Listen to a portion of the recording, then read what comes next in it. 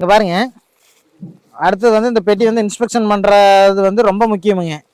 சரியாக நம்ம இன்ஸ்பெக்ஷன் பண்ணலை அப்படின்னா அந்த கூடு வந்து காலியாகி போயிரு. ஒரு கூட்டிலேருந்து ஒரு 5000 ரூபா வருமானம் இந்த சீசனுக்கு வருது அப்படின்னா அந்த ஒரு சரியாக இன்ஸ்பெக்ஷன் பண்ணலைன்னா அந்த 5000 காலி ஆயிரும்.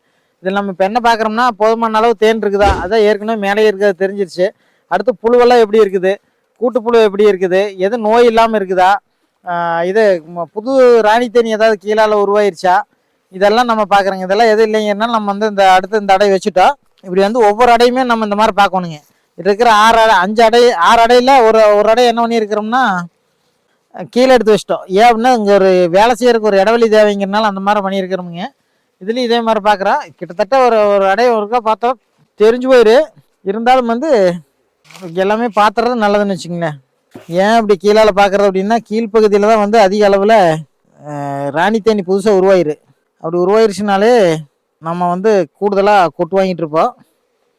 வந்து இப்படி வந்து இப்படி எடுக்கையில் இது ஒரு சின்ன நுணுக்கு என்னென்னா அதிகமாக நம்ம கைக்கே அடித்தோம்னா கையில் கொட்டு வாங்காமல் தப்பிப்போம். கொஞ்சம் லேசாக புகை காட்டிகிட்டே இருக்கணுங்க.